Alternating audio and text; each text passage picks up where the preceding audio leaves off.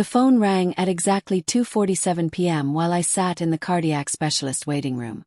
The caller ID showed my daughter Jessica, but her voice carried a coldness I had never heard before. "Mom, I need to tell you something important. We are moving to California next month. I have already sold your house and your jewelry collection to fund our relocation.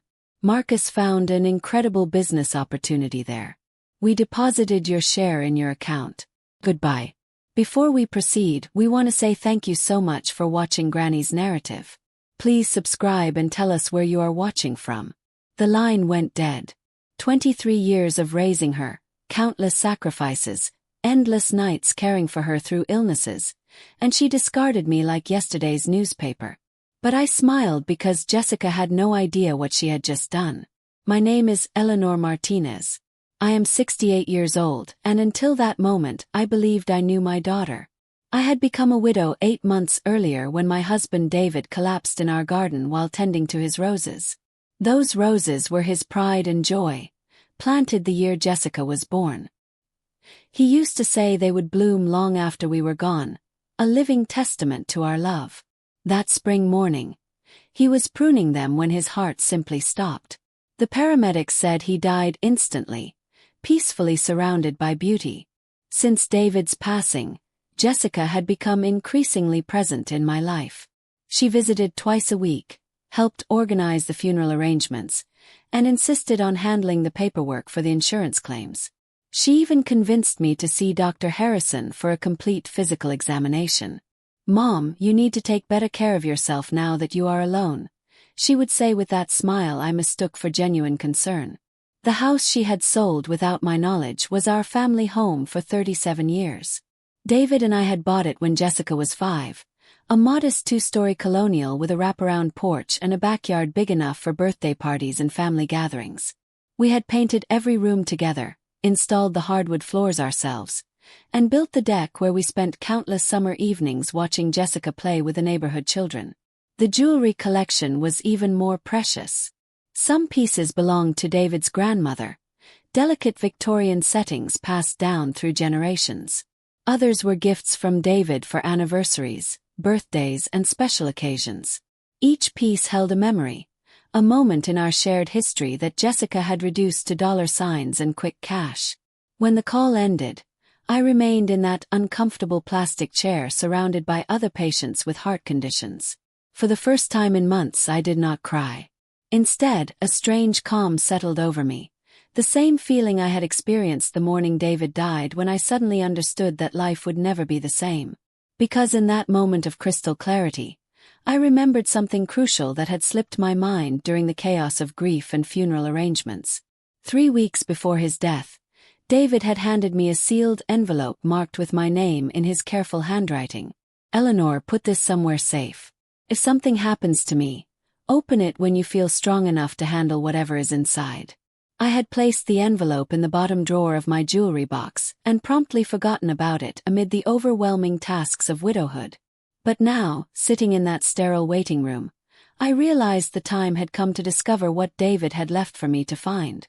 The nurse called my name, and I followed her into Dr. Harrison's office. He examined me thoroughly, checked my blood pressure, listened to my heart, and declared me remarkably healthy for a woman my age. "You just need more rest and better nutrition, Mrs. Martinez. Your body is still recovering from the stress of loss." I nodded and smiled politely, but my thoughts were elsewhere.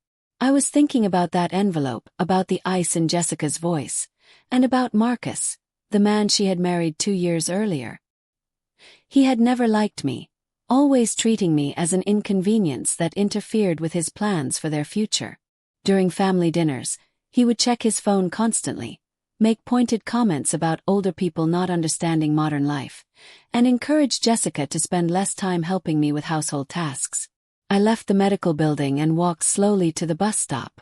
According to Jessica, I no longer owned a car. She had sold my reliable Honda Civic along with everything else, claiming I was too old to drive safely. But as I waited for the bus, I could not help but smile at the irony of my situation. My daughter believed she had left me with nothing, unaware that David had always been a man who planned for every possibility. The bus ride home took 45 minutes, giving me time to watch the familiar neighborhoods pass by the window. I saw young mothers pushing strollers, elderly couples walking hand in hand, teenagers gathered at street corners planning their weekend adventures. Each person carried their own secrets, their own hidden stories of triumph and tragedy. When I finally arrived home, I went straight to my bedroom and opened the jewelry box. The envelope was exactly where I had left it, David's name written in the corner in his distinctive script.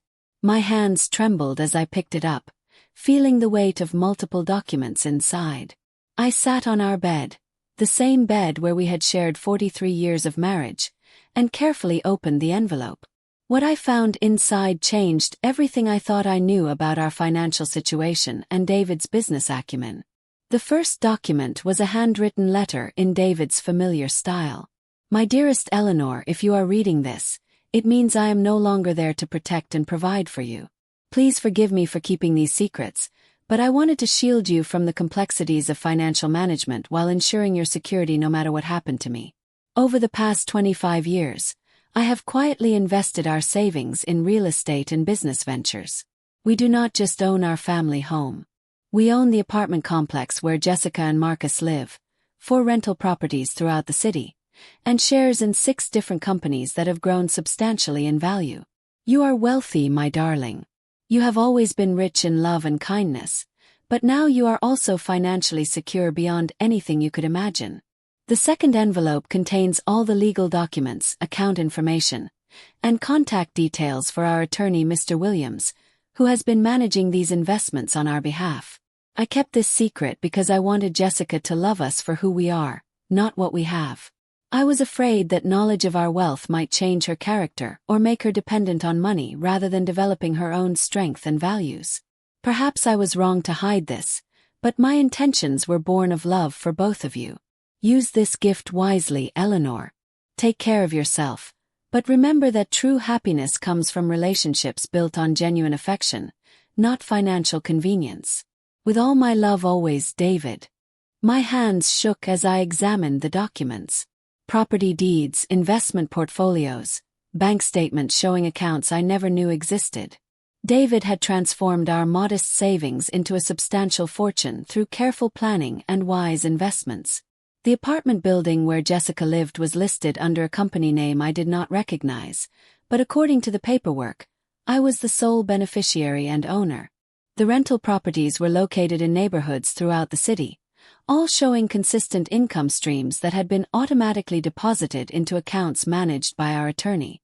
The business investments included shares in technology companies, medical device manufacturers, and retail chains that had grown exponentially over the years.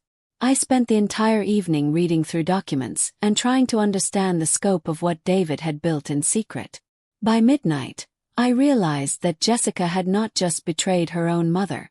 She had stolen from one of the wealthiest women in the city, someone who could have solved any financial problem with a simple phone call. The next morning, Jessica called again. Her tone was slightly warmer, but I had learned to recognize the manipulation behind her artificial sweetness. Hi Mom, how are you feeling today? I wanted to let you know that we transferred the money from the house and jewelry sales into your checking account. It should be enough to rent a small apartment and cover your basic expenses for several months. My share, I said calmly, keeping my voice neutral. Yes, your share. We obviously could not leave you with nothing, Mom. We gave you 40% of the total. That was fair considering that Marcus and I handled all the negotiations and legal paperwork. The California opportunity requires immediate capital investment, so we needed the majority of the funds for our business venture. 40% of my own possessions. How generous of them. And when exactly do you leave for California? Next Friday. Our flight is already booked, and Marcus has been in contact with his business partners out there. This could be the opportunity we have been waiting for, Mom. A chance to build real wealth and security for our future. Legacy. Well, I hope everything works out as planned. Oh Mom, I knew you would understand. You have always been so supportive of our dreams. We love you so much and we promise to call once we get settled. After she hung up, I sat in the kitchen with a cup of coffee and David's documents spread across the table. I had to make some important decisions about how to handle this situation. I could call Mr. Williams immediately, reclaim my properties, and pursue legal action against Jessica for theft and fraud. But something told me there was a more meaningful way to address this betrayal. I picked up the phone and called the number David had provided for our attorney. Mr. Williams, this is Eleanor Martinez, David's widow. I need to schedule an urgent appointment to discuss some recently discovered documents. Mrs. Martinez, David mentioned you might call someday. I have been managing your investments for over 20 years. Can you come in tomorrow morning? I have been waiting to meet with you personally. That afternoon, I decided to visit the apartment complex where Jessica lived. I took the bus across town to the modern building that, according to the documents, I had owned for the past 15 years. It was a beautiful property with landscaped grounds, a fitness center, and a swimming pool. The rent from 12 units provided a substantial monthly income that had been accumulating in accounts I never knew existed. I sat on a bench across the street and watched the building for over an hour. Residents came and went, some carrying groceries, others walking dogs or heading to work. I wondered how many of them knew that their rent payments had been supporting a secret fortune built by a bus driver who invested every spare dollar for his wife's future security. Around 3 o'clock, I saw Marcus loading suitcases into a taxi. He made several trips, carrying expensive luggage and boxes that looked like they contained electronics or valuable items. Jessica appeared with a large purse and what looked like important documents. They both appeared excited, talking animatedly about their plans and laughing as they loaded the cab. Neither of them looked toward my bench. Neither of them seemed to give any thought to the mother and mother-in-law they were leaving behind. As the taxi drove away, I felt a strange sense of relief. The first phase of their plan was complete, but they had no idea what was waiting for them. That evening, I called my neighbor Mrs. Chen, who had been keeping me company since David's death. Eleanor, dear, are you all right? You sound different tonight. I am fine, Mrs. Chen. Actually, I am better than fine. Jessica and Marcus left for California today. And how are you managing with that? Do you need help with anything? I will be perfectly fine, Mrs. Chen. In fact, I have a feeling that life is about to become very interesting. The next morning, I dressed carefully in my best navy blue suit, the one David had bought me for our 40th wedding anniversary. I styled my hair, applied makeup, and looked at myself in the mirror. For the first time in months, I saw a strong woman looking back at me, not a helpless widow. Mr. Williams' office was located downtown in a prestigious building with marble floors and brass fixtures. He was a distinguished gentleman in his 60s who greeted me with genuine warmth and professional courtesy. Mrs. Martinez, it is an honor to finally meet you. David spoke of you constantly and with such devotion. He was incredibly proud of how he had been able to provide for your future. He showed me detailed reports of every investment, every property purchase, and every business decision David had made over the years. The numbers were staggering. David had transformed our modest middle-class savings into a portfolio worth several $1 million. Your husband was remarkably astute about market trends and real estate opportunities, Mr. Williams explained. He never made impulsive decisions, always researched thoroughly, and had an instinct for recognizing undervalued assets that would appreciate significantly over time. Mr. Williams, I need your help with a delicate situation. My daughter has sold properties that belong to me without my knowledge or consent. I want to recover everything that was taken, but I want to handle this matter in a very specific way. I explained the entire situation, from Jessica's cold phone call to her departure for California.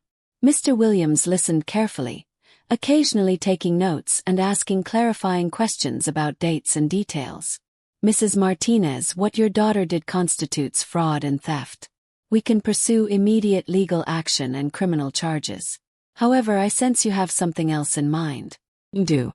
I want to recover my properties and assets, but I want Jessica to discover the truth about her actions through natural consequences rather than legal confrontation. Can you help me orchestrate that kind of education? Mr. Williams smiled with the expression of someone who had handled many complex family situations over the years. Mrs. Martinez, I think we can arrange exactly what you have in mind. It will take some time and careful coordination, but it is entirely possible. Over the following weeks, I maintained the appearance of a struggling widow while Mr. Williams worked behind the scenes to unravel Jessica's fraudulent transactions. The house sale was nullified due to forged documents and lack of proper authorization. The jewelry had been sold to several different dealers, but Mr. Williams had connections throughout the city who helped us track down and recover most of the pieces. During this time, I established a routine that helped me process everything that had happened. Each morning, I would take long walks through the neighborhood, greeting the same neighbors who had expressed sympathy after David's death. They still saw me as the poor widow whose daughter had abandoned her, and I allowed them to maintain that perception. Mrs. Chen continued to check on me regularly, bringing homemade soup and offering to help with household tasks. Eleanor, you seem to be handling this situation with remarkable grace. Many women would be bitter after being treated so badly by their own children. Life teaches us many lessons, Mrs. Chen. Sometimes the most painful experiences lead to the most important discoveries about ourselves and the people we love. In the afternoons, I would study David's investment records and learn about the business world he had navigated so successfully. I discovered that he had been particularly interested in companies that provided essential services or products that people would always need. He had invested in medical technology, food distribution, and housing development, all sectors that had grown steadily over the decades. I also began volunteering at the community center, helping other widows navigate the complex paperwork and financial decisions that follow the death of a spouse. Many of these women were genuinely struggling with limited resources and no understanding of legal or financial matters. Their gratitude for my assistance was genuine and deeply rewarding. 3 weeks after Jessica's departure, Mr. Williams called with important news. Mrs. Martinez, we have successfully recovered your house and most of your jewelry. The house sale has been declared fraudulent, and the buyers have been compensated from a fund we maintain for these situations. Your daughter used forged documents and had no legal authority to sell your property. And the apartment building where Jessica was living. That becomes more interesting. According to our records, your daughter and son-in-law have been living rent-free in a unit they believed belonged to Marcus's employer. However, Marcus never had any connection to the building's ownership. They have been unknowingly living in your property without paying rent for over 2 years. How is that possible? It appears Marcus lied to Jessica about his employment situation and their housing arrangement. He told her his company provided the apartment as part of his compensation package, but our investigation shows he has been unemployed for the past 18 months. The web of deception was even more complex than I had realized. Jessica had not just betrayed me. She had been living a lie constructed by her husband's fraudulent claims about his career and financial situation. Mr. Williams, what happens now that they have left for California? They will soon discover that their financial situation is far more precarious than they realized. Marcus has significant debts that he has been hiding from your daughter, and their California business opportunity appears to be non-existent. I spent the next few days thinking about Jessica's situation and what she must be experiencing as the truth about Marcus began to emerge. Part of me felt sympathy for her, remembering the innocent child who used to help me bake cookies and tend David's roses. But another part of me recognized that she needed to learn hard lessons about trust, responsibility, and the consequences of betraying family. 2 months after they left, Mrs. Chen brought me news from her network of neighborhood contacts. Eleanor, I heard something interesting at the grocery store today. Mrs. Patterson's niece lives in Los Angeles, and she said she saw Jessica at the airport there last week. Apparently, she was alone and looked very upset. Alone. What about Marcus? According to what Mrs. Patterson heard, Marcus never went to California at all. He apparently took the money from your house and jewelry, gave Jessica just enough for a plane ticket, and disappeared completely. So Jessica was stranded in California with no resources, no support system, and no understanding of how she had been manipulated by the man she trusted completely. The situation was developing exactly as I had expected, but I felt no satisfaction in her suffering. That evening, Jessica called me for the first time since leaving. Her voice was different, smaller and filled with uncertainty that I had never heard before. Mom, I need to talk to you about something important. Hello, Jessica. How is California? Mom, something terrible has happened. Marcus left me here. He took all the money and just disappeared. I have been trying to reach him for weeks, but his phone is disconnected. I do not know what to do. There was genuine panic in her voice, the fear of someone who had suddenly realized they were completely alone in the world with no resources and no plan. Left you. But what about the business opportunity? There was no business opportunity, Mom. It was all lies.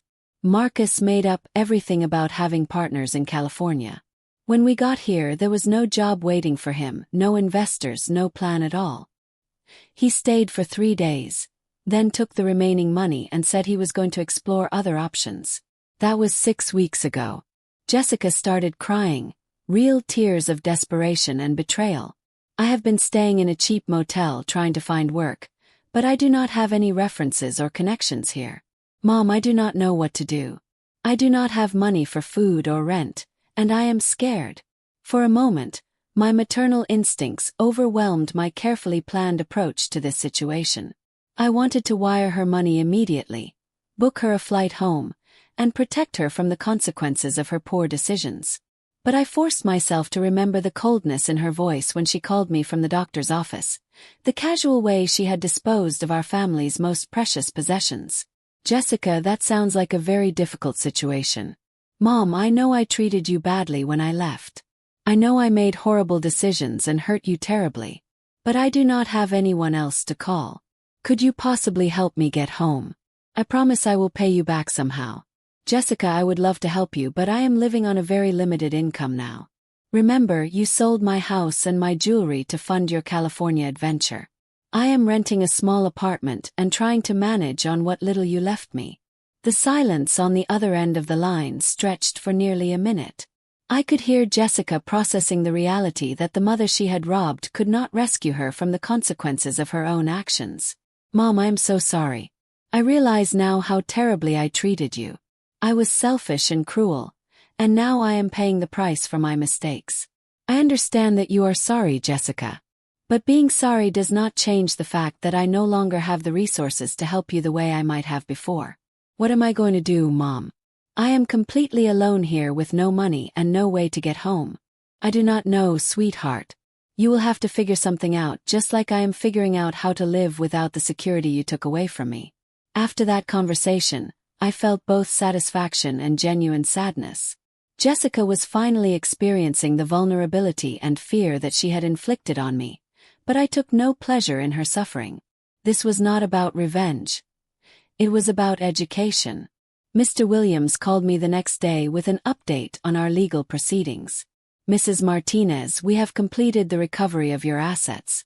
Your house is officially back in your name, and we have recovered approximately 80% of your jewelry collection. The remaining pieces appear to have been sold to out-of-state dealers, but we are still investigating those transactions. What about the apartment building? That property was never actually affected by your daughter's actions since she was unaware of your ownership. However, we did discover that Marcus owes significant back taxes and has several outstanding judgments against him. If he ever returns to the state, he will face serious legal consequences. Mr. Williams, I want to ask you to prepare something for me. I want you to draft a comprehensive financial statement showing my actual net worth and assets. When the time is right, I am going to need that documentation for a very important conversation. Over the next month, I received several more calls from Jessica. Each conversation revealed more details about her deteriorating situation and Marcus's elaborate deceptions. She had found work at a restaurant, but the wages barely covered her expenses. She was sharing a small apartment with 3 other women and trying to save money for a bus ticket home. During one call, she told me she had been thinking constantly about our family and the mistakes she had made. Mom, I realize now that I threw away the most important relationship in my life for a man who never really loved me. I was so focused on what I thought I wanted that I could not see what I actually had. What did you have, Jessica? I had a mother who loved me unconditionally, a secure home, and a family history that meant something. I traded all of that for money and adventure. And now I have neither the money nor the adventure. I have nothing except the knowledge that I hurt the person who loved me most.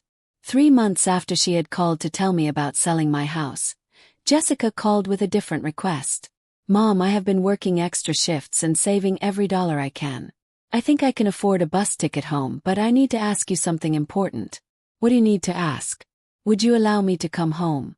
Not to live with you permanently, but just until I can find a job and get back on my feet. I know I have no right to ask after what I did to you. Jessica, I live in a small apartment now. I do not have much space or resources. I know, Mom. I would sleep on the couch. I would contribute whatever I could to expenses. I would do whatever you needed me to do around the house. I just need a chance to prove that I have learned from my mistakes. I considered her request carefully before responding. Let me think about it, Jessica. This is a big decision for me. I understand completely, Mom. Take all the time you need. I know I do not deserve your help, but I am hoping you might find it in your heart to give me one more chance. After that conversation, I knew the time had come to reveal the truth about our financial situation and teach Jessica the final lesson in this painful educational process. But first, I wanted her to experience a few more weeks of uncertainty about whether her mother would help her. I called Mr. Williams and asked him to arrange a meeting at his office.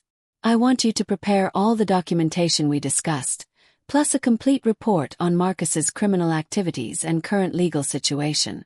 It is time for Jessica to learn the whole truth about what she has done and what has been done to her.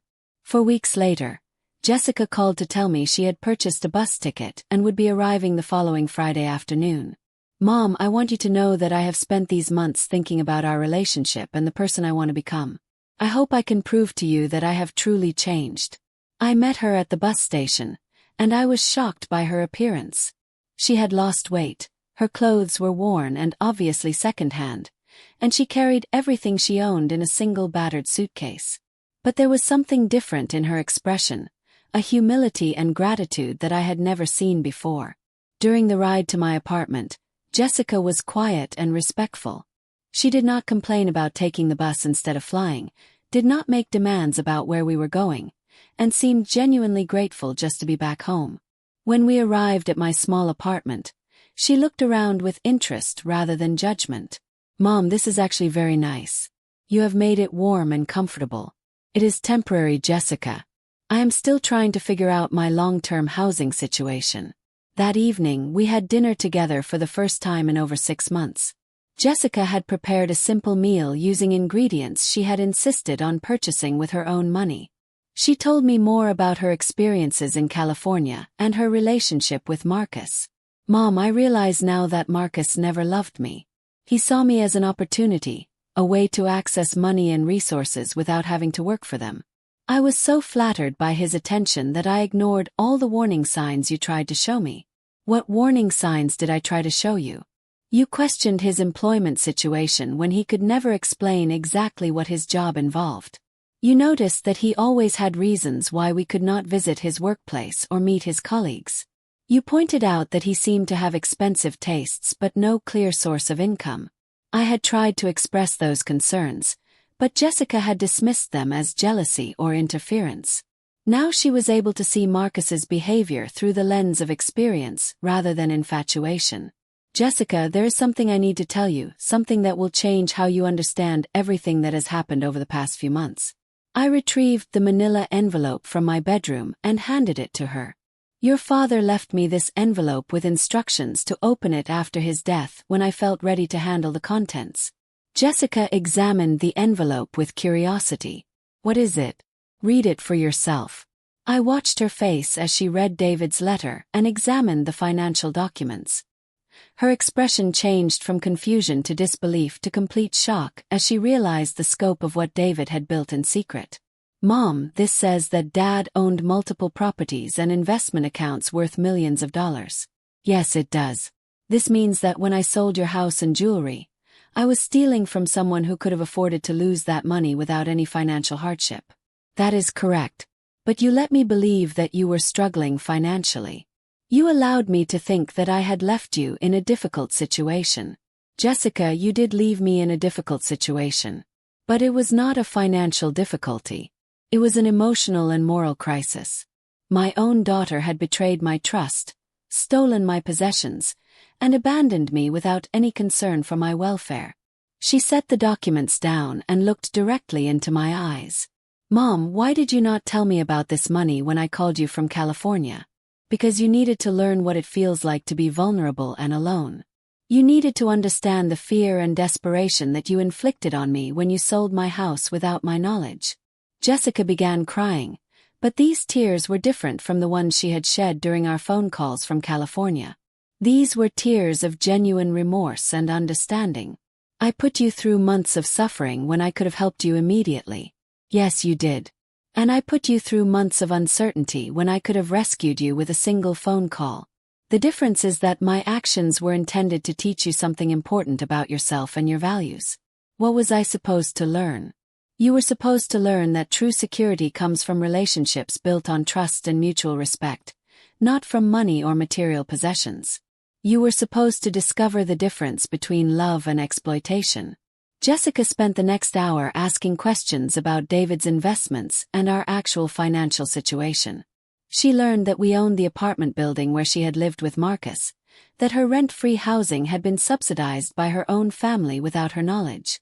"Mom, I feel so stupid. I threw away everything that mattered for a man who was lying to me about everything." Jessica, intelligent people make poor decisions when they allow emotions to override their judgment. The important thing is what you do with the knowledge you have gained from this experience. What do you want me to do? I want you to decide what kind of person you want to be going forward. Do you want to be someone who makes decisions based on what other people can do for you? Or do you want to be someone who builds relationships based on genuine affection and shared values? The next morning, Jessica asked if we could visit David's grave together. We took the bus to the cemetery and spent an hour at his headstone, talking about memories and the lessons his secret generosity had taught us both. "Dad was protecting both of us, was not he?" Jessica said. "He was protecting you from financial worry and protecting me from becoming spoiled by money I had not earned. That seems to be what he intended. I want to make this right, Mom. I do not know how, but I want to find a way to earn back your trust and respect." Over the following weeks, Jessica demonstrated her commitment to rebuilding our relationship through actions rather than words. She found a job at a local nonprofit organization that helped families transition out of homelessness. The work was challenging and the pay was modest, but she approached it with dedication and enthusiasm. She insisted on paying rent for staying in my apartment, even though I did not need her financial contribution. She took over many of the household responsibilities and spent her free time learning about David's investment strategies and business philosophy. "Mom, I want to understand how Dad built this wealth so I can contribute something meaningful to our family's financial management." "Jessica, you do not need to become a financial expert to earn my forgiveness. You just need to become a person who makes decisions based on love and integrity rather than selfishness and greed. But I want to understand what Dad built so I can help preserve and grow it. I want to be a responsible steward of what he created for our family." 6 months after Jessica's return, we had established a new dynamic in our relationship. We were no longer simply mother and daughter connected by biology and obligation. We had become partners in managing David's legacy and using our resources to help other families facing similar challenges. Jessica proposed that we establish a foundation focused on helping women who had been abandoned or financially exploited by their partners. "Mom, there are so many women going through what I experienced in California. They need practical assistance, but they also need emotional support from people who understand their situation." We used some of David's investment income to create the Martinez Family Foundation, with Jessica serving as the program director and me as the board chairwoman. The foundation provided temporary housing, job placement assistance, and financial counseling for women trying to rebuild their lives after difficult relationships. Through this work, Jessica met other women who had made similar mistakes trusting the wrong people, and she found meaning in helping them avoid the pitfalls that had nearly destroyed her own life. Her personal experience with betrayal and abandonment made her exceptionally effective at counseling other women in crisis situations. One evening, as we were reviewing foundation applications, Jessica looked up from her paperwork with a thoughtful expression. Mom, do you think Dad would be proud of what we are doing with his money? I think your father would be amazed and delighted to see how you have grown from your experiences. He always believed that people could change if they were willing to learn from their mistakes. I still think about Marcus sometimes, but not with anger or longing. I think about him as a teacher who showed me the difference between someone who wants to love me and someone who wants to use me. What is the difference? Someone who wants to love me encourages me to become the best version of myself. Someone who wants to use me encourages me to make decisions that benefit them rather than decisions that are good for me. A year after Jessica's return, we received an unexpected phone call from a private investigator Mr. Williams had hired to track Marcus's activities. Mrs. Martinez, I wanted to inform you that Marcus Rodriguez was arrested last week in Nevada for credit card fraud and identity theft. He has been running similar schemes in multiple states over the past 2 years.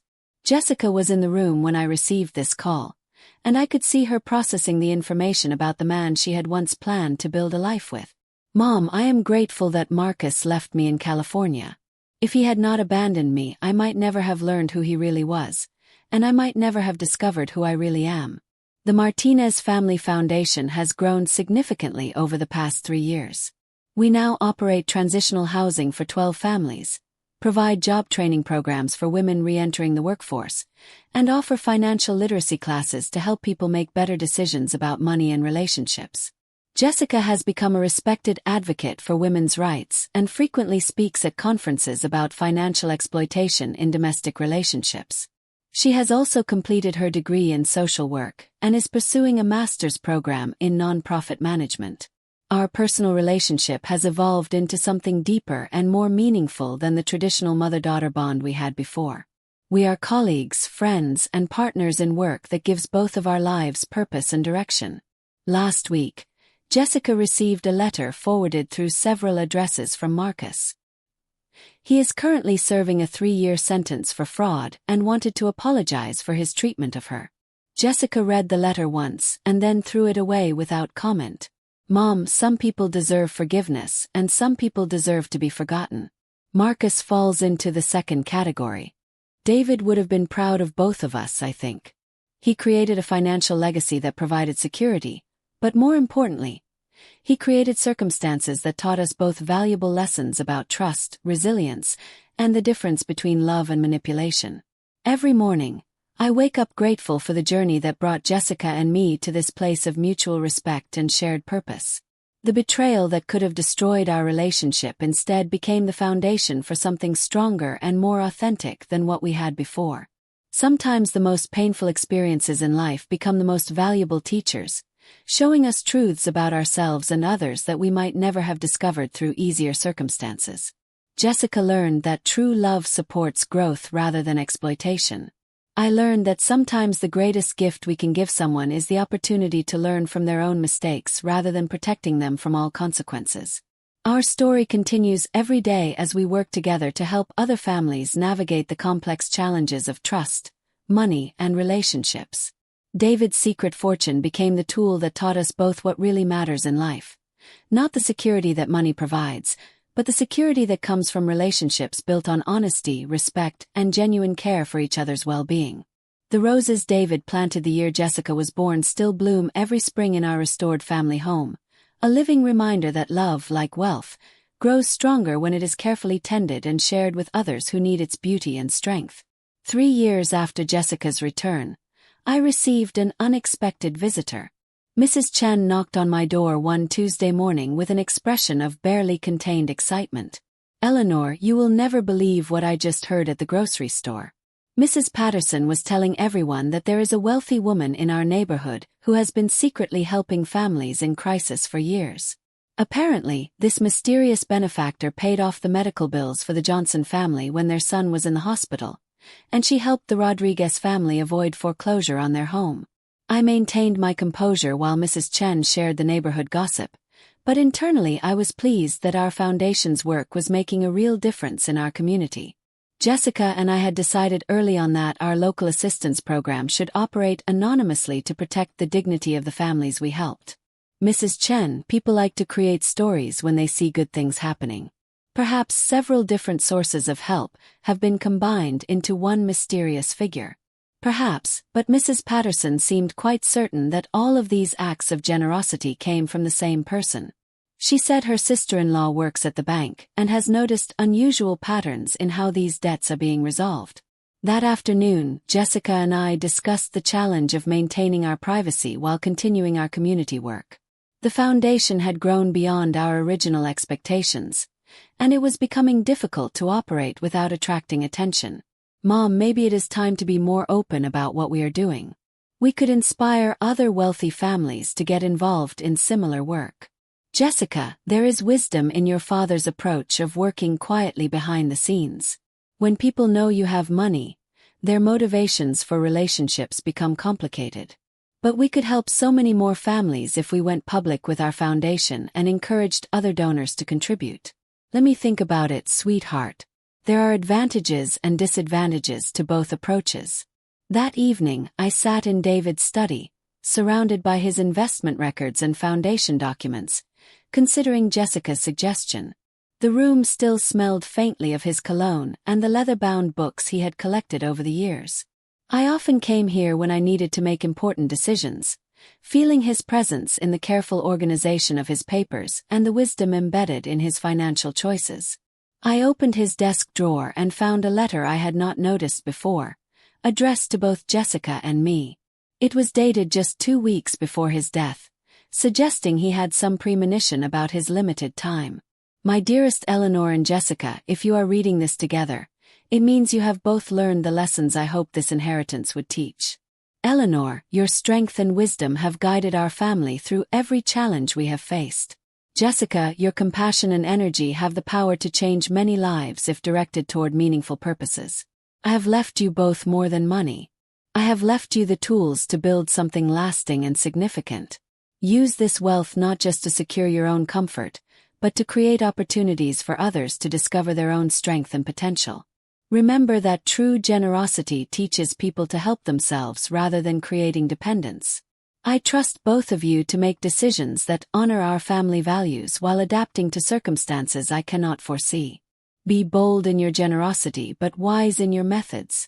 Love each other, support each other, and remember that the greatest wealth is the bond between people who truly understand and care for one another. With all my love and confidence in your future, David. I called Jessica into the study and shared David's final letter with her. She read it twice, tears flowing as she absorbed her father's words and the weight of his expectations. Mom, Dad knew we would end up working together like this. He planned for us to become partners in managing his legacy. Seems that way. Your father always thought several steps ahead in everything he did. What do you think he would want us to do about going public with the foundation?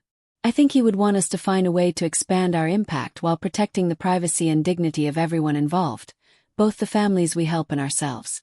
Over the following weeks, we developed a strategy that honored David's principles while addressing Jessica's desire to help more people.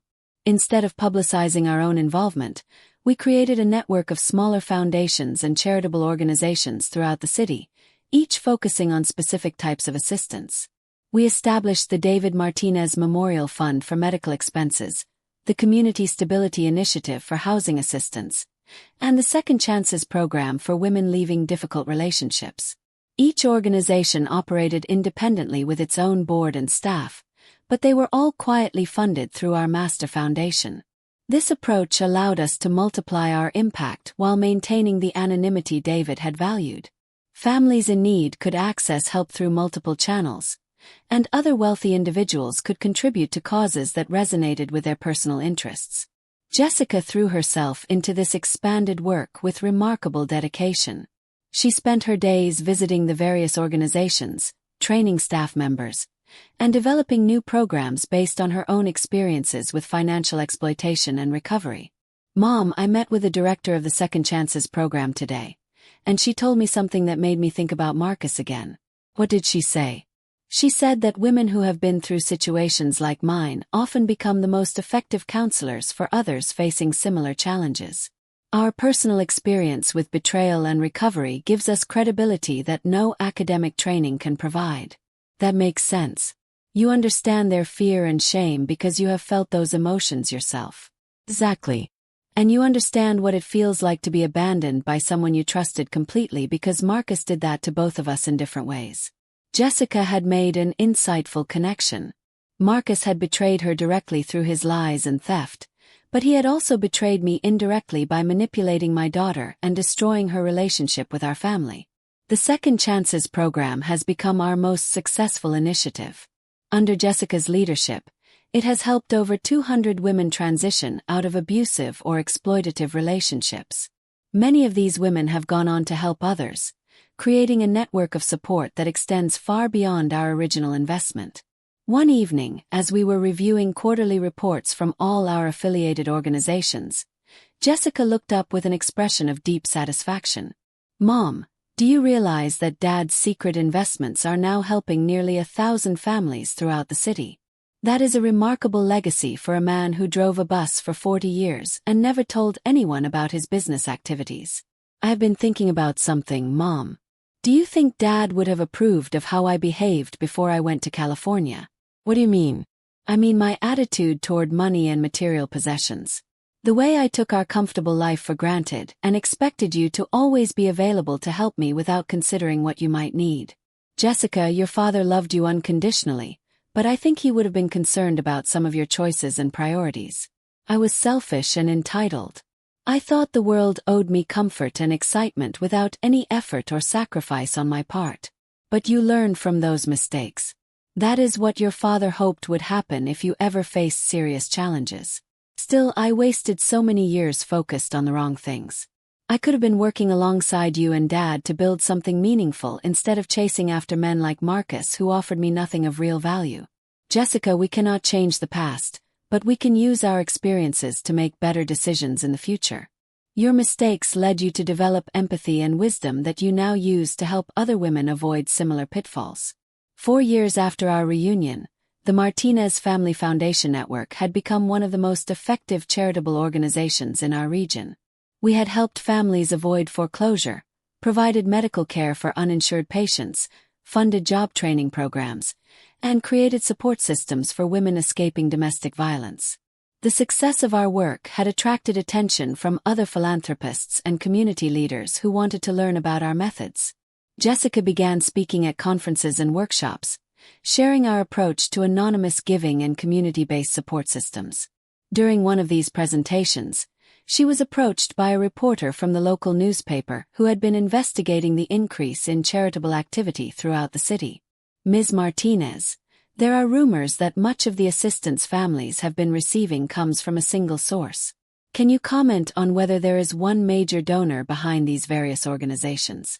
Jessica handled the question with the diplomatic skills she had developed through years of protecting our privacy. "I can tell you that our community has been blessed with many generous people who prefer to help others without seeking recognition for their contributions. But surely someone with your experience in nonprofit management would know if there was a coordinating organization or individual behind this network of assistance programs. What I can tell you is that effective charity requires coordination, whether it comes from one source or many sources working together. The important thing is that families in need are receiving help when they need it most." After the interview, Jessica came home with concerns about maintaining our anonymity as our work continued to grow. "Mom, I think it is becoming impossible to keep our involvement secret much longer. Too many people are asking questions about the funding sources for all these programs. What would you like to do about it? I think we should consider being more open about our work, but in a way that focuses on the programs rather than our personal wealth. We could acknowledge our role as founders without revealing the full extent of our financial resources. That seems like a reasonable compromise. We could share our story as an example of how personal challenges can lead to meaningful work without providing details about our specific assets or investments. We decided to write a book about our experience, focusing on the lessons we had learned about family, forgiveness, and the responsible use of wealth. Jessica handled most of the writing while I provided historical details and financial insights. The book, titled Hidden Blessings: A Family's Journey from Betrayal to Purpose, became a regional bestseller and led to speaking engagements throughout the country. We used these opportunities to encourage other families to consider how their resources could be used to address community needs. The speaking tours also allowed us to travel together and deepen our relationship through shared experiences. We visited cities where other families had established similar foundations, learning about different approaches to charitable giving and community development. During a trip to Denver, we met a woman named Margaret whose story reminded us both of our own journey. Her son had stolen her retirement savings to fund a failed business venture, leaving her financially devastated and emotionally broken. Mrs. Martinez, I heard your presentation today, and I wanted to ask you something personal. How did you find the strength to forgive your daughter after she betrayed your trust so completely? Margaret, forgiveness was not something that happened quickly or easily. It was a process that required time, understanding, and ultimately the recognition that holding on to anger was hurting me more than it was helping anyone. But how did you know she had truly changed? How could you trust her again after what she had done? Jessica stepped in to answer this question from her own perspective. Mrs. Thompson, I think trust has to be rebuilt through consistent actions over time rather than through words or promises. I had to prove to my mother through my behavior that I had learned from my mistakes and was committed to being a different person. And how long did that process take? It is still ongoing. Every day, I try to make decisions that honor the trust my mother has placed in me. I think rebuilding a relationship after betrayal is not a destination but a continuous journey. Margaret's questions helped both Jessica and me reflect on how much our relationship had evolved since those difficult months when she first returned from California. We had not simply restored our previous mother-daughter bond. We had created something entirely new based on mutual respect, shared values, and common purpose. On the flight home from Denver, Jessica surprised me with a question I had not expected. Mom, what would you think about me getting married again someday? I would want you to choose a partner based on the wisdom you have gained from your experiences rather than the impulses that led you to Marcus. What qualities would you want me to look for in a potential husband? I would want you to find someone who encourages your growth, supports your work with a foundation, and values our family relationship. Someone who sees your strength and independence as assets rather than obstacles. Do you think such a person exists? Jessica, I think there are many good men in the world who would be honored to build a life with someone as compassionate and dedicated as you have become. The key is taking time to truly know someone before making serious commitments. 6 months later, Jessica began dating Michael, a social worker she had met through the Second Chances program. He had been working with domestic violence survivors for over 10 years and shared her passion for helping vulnerable families. I liked Michael immediately. He treated Jessica as an equal partner in conversations, showed genuine interest in our foundation's work, and never asked intrusive questions about our financial resources. Most importantly, he seemed to understand that Jessica's relationship with me was central to her identity and would always be a priority in her life. Michael and Jessica dated for 2 years before he proposed. During that time, he demonstrated the consistency and integrity that had been completely absent from Marcus's character. He met every commitment he made, followed through on his promises, and gradually earned the trust of both Jessica and me. Their wedding was a small ceremony held in our backyard under the rose arbor David had built when Jessica was in high school. The roses were in full bloom, filling the air with fragrance and creating a natural cathedral for their vows. During the reception, Michael made a toast that brought tears to my eyes. He thanked me for raising such a remarkable woman and promised to support Jessica's work with the foundation for as long as she felt called to continue it. Eleanor, I know that Jessica's relationship with you is one of the most important things in her life. I want you to know that I see that bond as something to be honored and protected, not something to be threatened or competed with. As I watched Jessica dance with her new husband, I felt David's presence more strongly than I had since the day he died. He would have been so proud to see our daughter surrounded by love and embarking on a marriage based on genuine partnership rather than exploitation. The foundation continues to grow under Jessica and Michael's joint leadership. They have expanded our work to include programs for at-risk youth, elderly people living in isolation, and families struggling with medical debt. Their partnership has brought new energy and innovative approaches to our charitable work. Last month, We received a letter from a woman in California, whose daughter had abandoned her in circumstances very similar to what Jessica had done to me years earlier. She had read our book and wanted advice about how to handle her situation. Jessica and I spent hours crafting a response that shared our experience without prescribing specific actions. Every family situation is unique, and what worked for us might not be appropriate for others facing similar challenges. But we encouraged her to remember that love sometimes requires allowing people to experience the consequences of their choices rather than protecting them from all difficulties. We also reminded her that forgiveness is a gift we give ourselves as much as others, and that healing relationships requires patience, wisdom, and hope. As I write this, Jessica is pregnant with her first child. She and Michael are preparing to become parents while continuing their work with the foundation. We have begun planning how to adapt our charitable programs to accommodate Jessica's changing schedule, while ensuring continuity of service for the families who depend on our assistance. The child will grow up knowing about grandfather David's wisdom and generosity, but also understanding that wealth carries responsibilities and that true happiness comes from relationships and meaningful work rather than material possessions. David's roses continue to bloom every spring, now tended by Jessica and Michael as well as me. Each year, the garden grows more beautiful, spreading across the backyard in patterns that seem to reflect the expanding impact of David's original vision. Sometimes I stand among those roses in the early morning, remembering the man who planted them and the daughter who almost threw away everything he had built for our family. I think about the journey that brought us from that devastating phone call to this place of peace and purpose.